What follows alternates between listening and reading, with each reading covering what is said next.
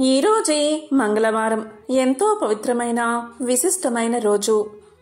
ఈరోజు ఎంతో విశేషమైన సర్వ దుఃఖాలను పోగొట్టే కందావచ్చలి వ్రతకథను ఎవరైతే వింటారో వారికి ఆ శివపార్వతుల అనుగ్రహం కలిగి తిరుగులేని రాజయోగం పడుతుంది.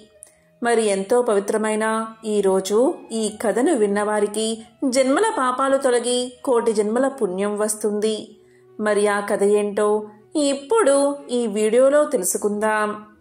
పూర్వకాలంలో కుండినము అనే పట్టణం సింధు దేశంలో ఉండేది. ఆ పట్టణంలో కౌండిన్య నామంతో ఒక బ్రాహ్మణుడు ఉండేవాడు. అతని భార్య పేరు గుణశీల. ఆమె వివాహం జరిగిన దగ్గర నుంచి ఎప్పుడు చూసినా ఏడుస్తూనే ఉండేది. ఆ బ్రాహ్మణ జంటకు కొడుకులు, కూతుళ్ళు, కోడళ్ళు, అల్లుళ్ళు ఉన్నారు. ఆమెకు సకల భోగభాగ్యాలు ఉన్నా కాని ఎప్పుడూ కూడా ఎందుకు ఏడుస్తుందో ఎవరికి అర్థం అయ్యేది కాదు. ఈమె ఏడుపు విని చుట్టుపక్కల వాళ్ళంతా ఎందుకు ఈమె ఇలా ఏడుస్తుంది, ఈమె అరుపులు వింటుంటే దరిద్రానికి సంకేతంగా అనిపిస్తుంది అని తిట్టుకునేవారు. ఈమె ఏడవడానికి ఏదో ఒక వంక చూసుకునేది. పిల్లి చచ్చినా, ఇంట్లో బల్లి చచ్చినా, వీధిలో కుక్క చచ్చినా దాన్ని ఒడిలో పెట్టుకుని ఏడుస్తూనే ఉండేది. కాని విధి మాత్రం ఈమెకు అనుకూలంగా లేదు. ఇలా ఒకరోజు ఇంట్లో పిల్లి చనిపోతే దాన్ని ఒడిలో పెట్టుకుని ఏడుస్తూ కూర్చుంది. ఆమె ఎప్పుడైతే దాన్ని ఒడిలో పెట్టుకుని ఏడుస్తూ ఉందో వెంటనే ఆ పిల్లి చచ్చింది కాస్త బతికిలేచి వెళ్లిపోయింది. మరలా తెల్లవారేసరికి ఇంట్లో ఒక బల్లి చనిపోయింది. దాన్ని కూడా ఒడిలో పెట్టుకుని ఏడుస్తూ ఉంది. అక్కడ కూడా ఆశ్చర్యం జరిగింది. ఆమె ఒడిలో పెట్టుకుని ఏడవడం మొదలు పెట్టగానే ఆ బల్లికి తిరిగి ప్రాణం వచ్చి వెంటనే వెళ్లిపోయింది. ఆమె జరిగిందంతా చూసి ఏడవడానికి కారణం లేకపోయిందే అని ఇంకా ఏడవడం మొదలు పెట్టింది. ఇలా ఉండగా ఒకరోజు వీధిలో ఒక కుక్క చనిపోయింది. దాని దగ్గరకు వెళ్లి ఒడిలో కుక్కను పెట్టుకుని ఏడుస్తూ ఉంది. ఆమె అలా ఒడిలో పెట్టుకుని ఏడవడం మొదలు పెట్టగానే ఒక్క దెబ్బకు ఆ కుక్క బతికి పరుగు పెట్టింది. అది చూసి, దేవుడా, నాకు మనస్ఫూర్తిగా ఏడ్చే స్వతంత్రం కూడా లేకుండా చేస్తున్నావు అని బోరున ఏడవడం మొదలుపెట్టింది. ఇదంతా చూసిన జనానికి ఇదేదో వింతగా అనిపించింది. అలా వారు ఆమె వైపు విచిత్రంగా చూడసాగారు. ఇక ఏడవడానికి కుదరడం లేదు అని ఒక ఉపాయం చేసింది. బయట ఉన్న తేలులను తీసుకువచ్చి ఉప్పు పాత్రల్లో, మిగతా పాత్రల్లో తేలుల్లో, జర్రుల్లో ఉంచింది. ఎందుకు అంటే కూతుర్లు, కోడళ్ళు అలా వంట నిమిత్తం చేతులు ఆ పాత్రలో పెట్టగానే అవి కుడతాయి గనక ఆ నొప్పితో వారు ఏడుస్తూ ఉంటే వారి పక్కన కూర్చుని ఏడవచ్చు అని ఈమె ఆలోచన. కాని విధి మాత్రం ఆమెకు వ్యతిరేకంగా ఉంది. కూతుర్లో, కోడళ్ళు వాటిలో తమ చేతులు పెట్టగా జర్రెలు అలాగే తేల్లో వస్తువులుగా మారిపోయాయి. అంతేకాదు, తన కొడుకుల బట్టల్లో పాములు ఉంచేది. అలా పాములు కరిస్తే కొడుకులు చచ్చిపోతే ఏడవచ్చు అని ఈమె ఆలోచన. కాని విధి మాత్రం వేరేగా ఆలోచన చేసింది. ఆ పాములు కాస్త బంగారు మొలతాలలా అయిపోయాయి. ఇక కొడుకులు బట్టల్లో చెయ్యిలు పెట్టగానే బంగారు మొలతాళ్ళు వాడి చేతికి అందాయి. వెంటనే కొడుకులు, అమ్మా, బట్టల్లో బంగారు మొలతాడు ఎందుకు ఉంచావమ్మా అని అడగ్గానే దానికి ఆమె, నాయనా, వాటిని తీసి జాగ్రత్తగా దాచుకోండి అని పలికేది. అలా ఆమె ఏమి చేసినా ఏడవడానికి అవకాశం దొరకకపోవడం వల్ల ఆమె అడవికి పోయి అక్కడ కూర్చుని ఏడవడం మొదలుపెట్టింది. అలా ఏడుస్తున్న సమయంలో పార్వతీ పరమేశ్వరులు ఆ మార్గం గుండా పోతూ ఆమెను చూసి ఇలా పలికారు. ఎందుకమ్మా ఏడుస్తున్నావు అని అడగ్గా దానికి ఆమె ఇలా సమాధానం చెప్తుంది. ఓ మహనీయ దంపతుల్లారా, నాకు అష్టైశ్వర్యాలు ఉన్నాయి. కాని ఎప్పుడు ఏడవాలనే బుద్ధి పుడుతుంది. అలా ఏడుస్తుంటేనే నాకు మంచిగా అనిపిస్తుంది. దానికి కారణం మీరే చెప్పాలి అని బ్రతిమాలుతుంది. అప్పుడు పార్వతీదేవి మొత్తం తెలుసుకుని ఇలా అంటుంది. ఓ గుణశీల, పూర్వం నీవు కందాబచ్చలి నోమును నోచావు. కానీ దానికి ఉద్యాపన చేయడం మర్చిపోయావు. అందువల్లే ఈ జన్మలో ఈ గ్రహచారం నీకు పట్టింది. నీవు ఈ నోము నోయడం వల్ల మంచి సంతానం సర్వభోగాలు కలిగాయి అని పలకగా గుణశీల అమ్మవారిని చూసి, అమ్మా, ఈ నోముకు ఉద్యాపన ఎలా చెయ్యాలో చెప్పమని కోరింది. దానికి అమ్మవారు ఇలా చెప్తుంది, అయితే విను. వెండితో కంద దుంపను చేయించు, బంగారంతో బచ్చలి తీగ చేయించు, మంచి కంద సేరు, బచ్చలి అరసేరు, 5 మానికల బియ్యం, పసుపు కుంకుమలతో, నల్ల పూసలు, రవికల గుడ్డలు, మెట్టెలు, మంగళ సూత్రాలతో, ముత్తైదువులకు దక్షిణ తాంబూలాలతో వాయనాలు సమర్పించు అని పార్వతీదేవికి చెప్పింది. అంతట గుణశీల ఇలా పలుకుతుంది, అయితే తల్లి, నేను వచ్చేంత వరకు ఇక్కడే ఉండమని ప్రార్థించి పరుగు పరుగున ఇంటికి పోయి అన్ని వస్తువులు తీసుకువచ్చి పార్వతీ అమ్మవారికి సమర్పించి ఉద్యాపన చేసింది. ఇక పార్వతీ అమ్మవారు నిండు హృదయంతో ఆమెకు ఆశీస్సులు అందించారు. అంతతో అమ్మవారు అంతర్ధానమయ్యారు. ఇక గుణశీల ఇంటికి వచ్చి జరిగిందంతా ఇంట్లో వారికి చెప్పేసరికి అందరూ ఆశ్చర్యపోయారు. 4 జాతుల వారు కుల భేదం లేకుండా ఈ వ్రతాన్ని ఆచరిస్తే సమస్త దుఃఖాలు తొలగిపోతాయని ఆమె చెప్పింది. దాంతో అందరూ కందాబచ్చలి వ్రతాన్ని ఆచరించి సర్వదుఃఖాలను పోగొట్టుకుని సుఖంగా జీవించారు. ఈ వ్రతకథను ఎవరైతే వింటారో వారికి సమస్త దుఃఖాలు తొలగిపోయి సకల శుభాలు కలుగుతాయి. పూర్వం గండకీ నదీ తీరాన ఉన్న సిరిపురం రాజ్యాన్ని వేరసేన మహారాజు జనారంజకంగా పరిపాలిస్తూ ఉండేవాడు. పాడి పంటలతో సుఖ సంతోషాలతో ప్రజలు ఆనందంగా జీవిస్తూ ఉండేవారు. ఈ వీరసేన మహారాజుకు వేట అంటే మిక్కిలి మక్కువ. అతను ఒకసారి గండకీ నదీ తీరాన్ని ఆనుకుని ఉన్న అడవిల్లోకి బయలుదేరాడు. చాలాసేపు క్రూర జంతువుల్ని వేటాడాడు. దాంతో రాజు రెట్టించిన ఉత్సాహంతో బాగా దట్టమైన అడవిల్లోకి వెళ్లిపోయి దారిని తప్పాడు. వెనుక ఉన్న సైన్యాలు రాజుని అందుకోలేక వెనుక పడ్డారు. ఇలా 2 రోజులు గడిచాయి. రాజు జాడ కోసం సైన్యాలు 4 భాగాలుగా విడిపోయి 4 దిక్కులా గాలించి అతి కష్టం మీద 3వ రోజున రాజు జాడ కనుక్కుని అందరూ ఒక చోటకు చేరుకున్నారు. గుర్రం మీద 3 రోజులు ఒంటరిగా ప్రయాణించిన రాజు బాగా అలసిపోయి నిస్సత్తువుగా ఉండిపోయాడు. వెంట తెచ్చుకున్న ఆహార పదార్థాలు నీళ్లు ఖర్చయిపోవడంతో సైనికులు కూడా అలసిపోయి ఆకలితో ఉన్నారు. చాలాసేపు గాలింపు తర్వాత వాళ్లకి ఒక చిన్న పంట పొలం కనిపించింది. దాంట్లో చెరుకు, మొక్కజొన్న పంటలు ఉన్నాయి. దాంతోపాటు మామిడి, సీతాఫలం బాగా విరగకాచి ఉన్నాయి. మధ్యలో తీయని నీటితో కూడిన ఒక బావి ఉంది. ఇక సైనికులంతా ఆ పొలంపై పడి ఎవరికి కావలసిన వారు తీసుకుని కడుపు నిండా తిని మధురమైన బావినీరు తాగి మహారాజుకి కావలసిన ఫలాలు, చల్లని నీరు ఇచ్చి రాజుని సేద తీర్చారు. కాసేపటికి తేరుకున్న మహారాజు తన సైన్యంతో సహా రాజ్యాన్ని చేరుకున్నాడు. కానీ చిత్రంగా మరుసటి రోజు నుంచి రాజుకి తీవ్ర అశాంతి, అనారోగ్యం మొదలయ్యాయి. రోజు రోజుకి క్షీణిస్తూ మంచం పట్టాడు మహారాజు. రాజవైద్యులు ఎన్ని చికిత్సలు చేసినా రాజుకి ఆరోగ్యం చేకూరలేదు. ఈ విధంగా రోజులు నెలలు గడిచినా కూడా తన రోగం తగ్గకపోయేసరికి రాజు తన గురువైన తపోధనుడైన సదానంద మహర్షిని పిలిపించి తన సమస్యను పూర్తిగా వివరించాడు. అప్పుడు ఆ మహర్షి తన దివ్య దృష్టితో జరిగిందంతా తెలుసుకుని ఇలా పలికాడు, రాజా, రాజన్నవాడు ప్రజల్ని క్రూర మృగాల నుంచి రక్షించాలి. అది కూడా ప్రజలు క్రూర జంతువుల వల్ల తమకి ప్రాణభయం ఉందని ఫిర్యాదు చేసినప్పుడు మాత్రమే చేయాలి.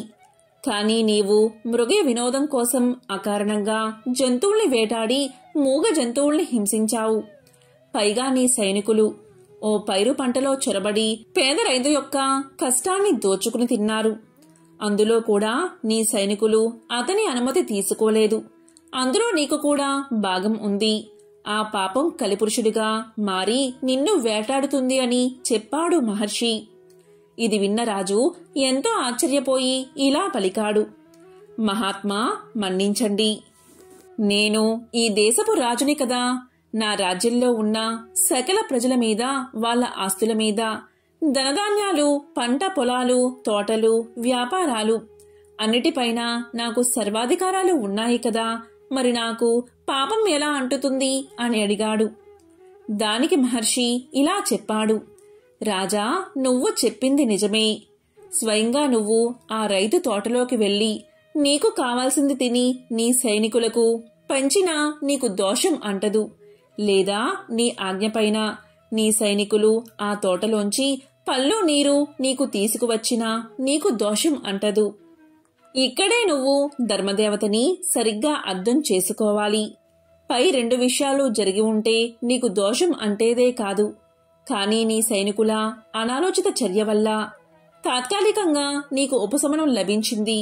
కానీ ఆ దోష ఫలితాన్ని నువ్వు అనుభవించాల్సి వచ్చింది అని చెప్పాడు మహర్షి. ఇక రాజు సుదీర్ఘంగా ఆలోచించి, మహాత్మా, దీనికి పరిహారాన్ని, ప్రాయశ్చిత్తాన్ని చెప్పండని కోరాడు.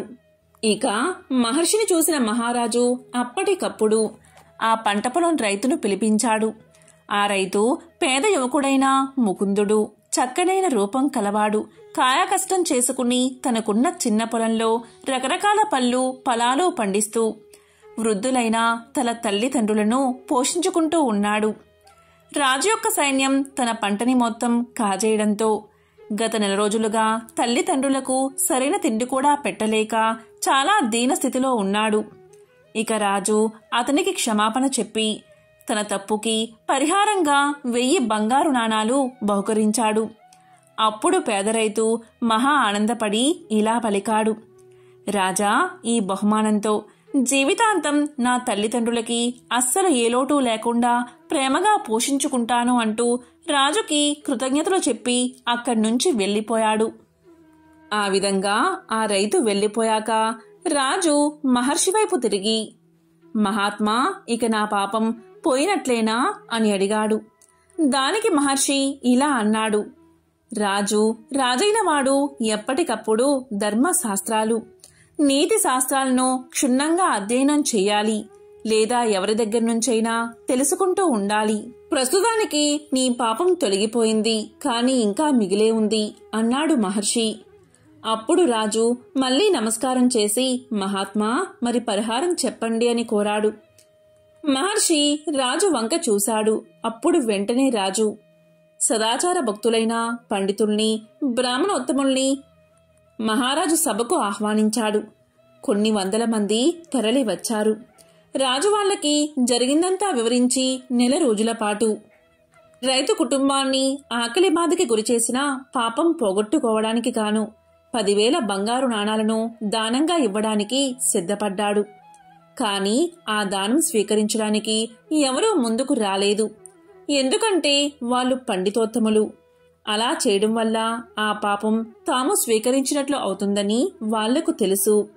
ఇక రాజు నిరాశగా వాళ్ల వైపు చూస్తూ ఉండగా విశ్వవేత్తుడు అనే బ్రాహ్మణోత్తముడు లేచి ఆ దానం స్వీకరించడానికి సిద్ధంగా ఉన్నానని తెలియచేశాడు. ఇక రాజు ఆనందంగా 10,000 బంగారు నాణాలను బహుమానంగా ఇవ్వగానే విశ్వవేదుడు తాను తెచ్చిన 2 బంగారు నాణాలను వాటితో కలిపి అక్కడ చేరిన పండితులకు, బ్రాహ్మణులకు ఉచితంగా పంచేశాడు. ఇలా చేయడం వల్ల ఆ పాప ఫలం అతనికి అంటలేదు. ఇక రాజు అతన్ని చూసి ఇలా పలికాడు, మహానుభావా, తమ పరిస్థితి మెరుగుపడాలని అంత పెద్ద మొత్తం దానంగా ఇచ్చాను. ఇప్పుడు తమకి నేను ఇచ్చిందేముంది అన్నాడు. మీరేమో నేనిచ్చిన ధనాన్ని దాన ధర్మాలు చేసి మీ పాపం పోగొట్టుకున్నారు. ఇప్పుడు నేను మీకు ఎలా సహాయం చేయగలను అని అడగ్గా దానికి ఆ బ్రాహ్మణోత్తముడు బదులిస్తూ ఇలా అన్నాడు, రాజా, గండకీ నదీ తీరాన ఉభయ సంధ్యల్లో సంధ్యావందనంతో పాటు గ్రామీణుల ఇళ్లల్లో పూజాది శుభకార్యాలలో పౌరోహిత్యం చేసుకుంటూ ఉంటాను నేను. ఆ వచ్చిన ధనంతో నేను నా భార్య ఆనందంగా జీవిస్తున్నాం. మీరు నాకేమైనా సహాయం చెయ్యాలి అనుకుంటే గండకీ నదీ తీరంలో ఒక అపురూప శివాలయాన్ని నాకు నిర్మించి ఇస్తే చాలు. నా శేష జీవితాన్ని ఆనందంగా గడిపేస్తాను. దాంతో మా ఇద్దరి జీవితాలు ఆ పరమేశ్వరుడి అనుగ్రహం వల్ల పరిపూర్ణమవుతాయి అని చెప్పగా రాజు దానికి ఆనందంగా ఒప్పుకుని ఆ బ్రాహ్మణుడికి శివాలయం కట్టించి ధర్మదేవత యొక్క అనుగ్రహం పొంది ధన్యుడు అయ్యాడు రాజు. కాబట్టి అధికార బలంతో ఇతరుల మనస్సును ఎప్పుడూ నొప్పించరాదు. ఇలా చేస్తే మనశ్శాంతి కలుగుతుందని ఈ కథ మనకు తెలియచేస్తుంది. ఎంతో పవిత్రమైన విశేషమైన ఈ రోజు ఈ కథను వింటే చాలు సకల శుభాలు కలుగుతాయి. ఒక బ్రాహ్మణుడికి 5 కొడుకులు ఉన్నారు. వారికి పెళ్లిళ్లు జరిగి భార్యతో హాయిగా కాపురం చేసుకుంటున్నారు. వారిలో 5వ కోడలు కరుల్లా గౌరీనోము పట్టింది. ఆమె సూర్యుణ్ణి ఆరాధిస్తూ అత్త సొమ్ము అక్కర్లేదు, మామ సొమ్ము అక్కర్లేదు, పుత్రి సొమ్మొద్దు, పురుషుని సొమ్ము అసలే వద్దు, నా సొమ్ము నాకిమ్ము అని పలికేది. రోజు ఈ విధంగా అండం విన్న అత్తా మామలు, బావ మరదళ్ళు, తోడి కోడళ్ళు భర్తకు ఆమెపై కోపం వచ్చింది. అందరూ కలిసి ఒకరోజు ఆమె నిద్రపోతూ ఉండగా మంచంతో సహా ఆమెను అడవిలో విడిచి వచ్చారు. ఆమె నిద్ర లేచింది. భయపడక ఆమె అక్కడే స్నానం చేసి సూర్యదేవుణ్ణి ప్రార్థిస్తూ ఉండగా దోసిట రత్నాలు పడ్డాయి. వాటితో పసుపు, కుంకుమ, కొంచెం ఉప్పు, మిరపకాయలు, బియ్యము కొని ఒక ముసలవాని సహాయంతో ఆ సమీప గ్రామాన చిన్న ఇంటిలో ఉన్నది. ఎప్పుడైతే ఈమెను ఇలా చేశారో వారికి దరిద్రం పట్టి పల్లె పల్లెకు తిరుగుతూ అడుక్కుంటూ జీవితం గడపడం మొదలుపెట్టారు. అలా ఊరు తిరుగుతూ ఉండగా ఒక దగ్గర సూర్య నమస్కారం చేస్తున్న ఈమెను చూశారు. మన అమ్మాయి కూడా ఇలాగే సూర్య నమస్కారం చేసేది అని వారిలో వారు అనుకున్నారు. సూర్యుడి కరుణ వల్ల అక్కడ మేడలు, మిద్దెలు, ఇల్లు, వాకిళ్ళు, తోటలు, దొడ్లు విపరీతంగా కొన్నది ఆమె. నిత్యాన్నదానం చేసేది. ఒకరోజు అత్తా మామలు వచ్చి అన్నం పెట్టమన్నారు. నా అత్తా మామ మీలాగే ఉండేవారని వారిని చూసి పలికింది. ఇంతలో భర్త వచ్చాడు. ముగ్గురుకు తలంటు పోసి కొత్త బట్టలు కట్టబెట్టింది. వారితో కరుళ్ళు కొత్తవి కంచెంలో పెట్టి కరుల్లా గౌరీనోము నోయించింది. ఇలా 5 సంవత్సరాలు చేయించగానే వారి పాపాలన్నీ తొలగిపోయాయి. దాంతో వారు కోడలతో సహా ఎంతో ఆనందంగా జీవనం సాగించారు. ఎంతో పవిత్రమైన విశేషమైన ఈ కథను విన్నవారికి సకల శుభాలు కలుగుతాయి. మంగళవారం సందర్భంగా లక్ష్మీదేవికి సంబంధించిన ఒక విశిష్టమైన కథను ఇప్పుడు ఈ వీడియోలో తెలుసుకుందాం. పూర్వం అవంతి నగరంలో ధర్మయ్య, శ్యామల అనే దంపతులు ఉండేవారు. ధర్మయ్య వడ్రంగి పని చేసుకుంటూ జీవితం గడిపేవాడు. ఆ దంపతులకు 3 కుమార్తెలు. ఒక సంవత్సరం కరువు కాటకాలు వచ్చి ధర్మయ్యకు పని దొరకక ఇల్లు గడవడానికి కూడా చాలా కష్టపడ్డాడు. ఆ తరువాతి సంవత్సరం కూడా కరువుతో దేశమంతా అల్లాడిపోయింది. ప్రజలందరూ తిండి గింజలు దొరకక నానా ఇబ్బందులు పడ్డారు. ఇక ధర్మయ్య పరిస్థితి ఇంకా దారుణంగా ఉంది. తినడానికి 2 పూటల భోజనం కూడా దొరకక మరమరాలు తింటూ ఇల్లంతా కాలం గడుపుతున్నారు. కాని ఆ దంపతులిద్దరూ ఇంత కష్టకాలంలో కూడా భగవంతుణ్ణి మరవలేదు. వారి ఇంట్లో తరతరాల నుండి వస్తున్న శ్రీ లక్ష్మీనారాయణ విగ్రహం ఒకటి ఉంది. ఆ విగ్రహాన్ని రోజు భక్తి శ్రద్ధలతో పూజించేవారు. రోజు ఏదో ఒక పదార్థాన్ని తప్పకుండా నైవేద్యంగా పెట్టేవారు. అయితే 2 సంవత్సరాల నుండి కరువు వల్ల ఇంట్లో ఏ పదార్థమూ లేకపోవడం చేత ఈ ఇంటి ఆవరణలోని తులసి మొక్క నుండి ఒక దళాన్ని శ్రీ లక్ష్మీనారాయణలకు భక్తితో కళ్ళుకు అద్దుకుని సమర్పించేవారు. రోజులు ఇలా గడుస్తూ ఉండగా ఒకరోజు రాత్రి 10 గంటల సమయంలో ఎవరో తలుపు తట్టిన శబ్దం వినబడింది. ఈ వేళలో ఎవరు వచ్చి ఉంటారా అని ఆలోచిస్తూ తలుపు తీసిన ధర్మయ్య దంపతులకు మధ్య వయస్కులో ఉన్న ఒక ముత్తైదువు కనిపించింది. ఆమెలో ఏదో ఒక దివ్య తేజస్సు ధర్మయ్యకు గోచరించింది. ఇంత రాత్రివేళ ఇలా ఒంటరిగా వచ్చినా ఈమె ఎవరై ఉంటుందా అని ఆలోచిస్తూ ఉండగా ఆమె వీరితో ఇలా పలుకుతుంది. నాయనా, నేను పొరుగు ఊరు నుండి మా ఊరు వెళుతూ దారి తప్పి ఇటుగా వచ్చాను. రాత్రి కావడం వల్ల దోవ సరిగ్గా తెలియడం లేదు. ఈ రాత్రి మీ ఇంటిలోనే పడుకుని తిరిగి ఉదయాన్నే వెళ్ళిపోతాను అని పలికింది. అప్పుడు ధర్మయ్య దంపతులిద్దరూ ఆమెను లోపలికి రమ్మని ఆహ్వానించారు. అతిథి భగవంతుడితో సమానం కదా, కాని ఆమెకు ఇవ్వడానికి ఇంట్లో ఏమీ కనిపించలేదు. వాళ్ళకి కాసిన్ని మంచినీళ్లు మాత్రమే ఇచ్చారు. ఇంట్లో పడుకోవడానికి ఒక చాప మాత్రమే ఉంది. ఆ రాత్రి ఆమె ఆ చాపపైనే నిద్రించింది. తెల్లవారగానే వెళ్ళడానికి సిద్ధమైంది. అప్పుడు ధర్మయ్య దంపతులిద్దరూ ఆమెతో ఇలా అన్నారు. తల్లి, నీవు తేజస్సుతో సాక్షాత్తు జగన్మాత అయిన శ్రీ మహాలక్ష్మిగా ఉన్నావు. నిన్ను ఒట్టి చేతులతో పంపుతున్నందుకు మాకు ఎంతో బాధగా ఉంది అన్నారు వారిద్దరూ. అప్పుడు ఆమె ఇలా పలుకుతుంది. దంపతులారా, మీరు చింతించవద్దు. మీ ఇంట్లో ఉండడానికి ఒప్పుకున్నారు, అదే చాలు అంది. అప్పుడు శ్యామలమ్మ ఆమెకు బొట్టు పెట్టి పంపించింది. ఆమె వెళ్ళిన తర్వాత కాసేపటికి ఇంట్లో ఏదో చప్పుడు వినిపించింది. ఏమిటా అది అని ఇల్లంతా చూడగా శ్రీ లక్ష్మీనారాయణ విగ్రహం వద్ద నుండి శబ్దం వస్తున్నట్టుగా వారు గమనించారు. అక్కడ కొన్ని బంగారు నాణాలు పడి ఉన్నాయి. అప్పుడు ఆ దంపతులకు జరిగిందంతా అర్థమైంది. రాత్రి తమ ఇంటికి వచ్చింది మరెవరో కాదు, సాక్షాత్తు జగన్మాత శ్రీ మహాలక్ష్మి. ఆ తల్లికి తామేమీ ఇవ్వలేకపోయామే, చెయ్యలేకపోయామే, కనీసం తగిన వసతి కూడా కల్పించలేకపోయామే అని ఎంతో బాధపడ్డారు. ఆ తల్లిని అనేక విధాలుగా స్తుతించారు. శ్రీ మహాలక్ష్మీదేవి అనుగ్రహం వల్ల కలిగిన ధనంతో పిల్లల పెళ్లిళ్లు ఘనంగా జరిపించారు. జీవించినంతకాలం సుఖంగా జీవించి ఎన్నో సత్కార్యాలు చేసి చివరకు ముక్తిని పొందారు. దీపం లక్ష్మీ స్వరూపం. ధర్మయ్య దంపతులు రోజూ శ్రీ లక్ష్మీనారాయణ విగ్రహం వద్ద దీపం వెలిగించేవారు. ఎంతటి కష్ట సమయంలో అయినా దీపారాధన మాత్రం మానలేదు.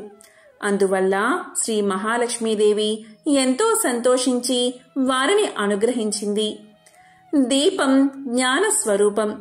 దీపం ఐశ్వర్య స్వరూపం. దీపం ఉన్న చోట శ్రీ మహాలక్ష్మి చిరునవ్వుతో ఉంటుంది. ఎవరైతే నిత్యం దీపారాధన చేస్తారో వారు సిరి సంపదలతో తులతూగుతారు. వారికి దేనికి లోటు ఉండదు. ధనధాన్యాలు సమృద్ధిగా ఉంటాయి. ఆ తల్లి అనుగ్రహం ఉన్నవారికి సర్వ సౌభాగ్యాలు లభిస్తాయి. ఓ జగజ్జనని జగన్మాత శ్రీ మహాలక్ష్మి, నీకు ఇవే మా నమస్కారాలు. మంగళప్రదాయని నీవు, నీకే ఇవి మా ప్రణామాలు. లోకేశ్వరి, నీకు ఇవే మా నమస్కారాలు. భక్తుల కోరికలు తీర్చే కల్పవల్లివి నీవు.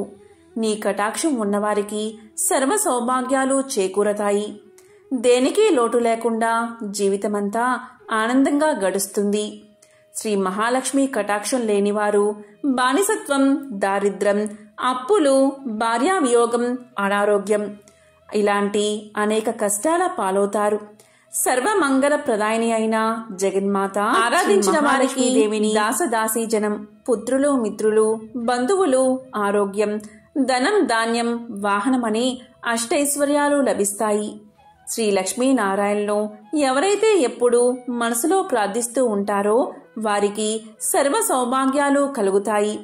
వారికి ఎటువంటి పరిస్థితుల్లో కూడా ఆపద దరిచేరదు. శ్రీ లక్ష్మీనారాయణులు అన్యోన్యమైన జంట.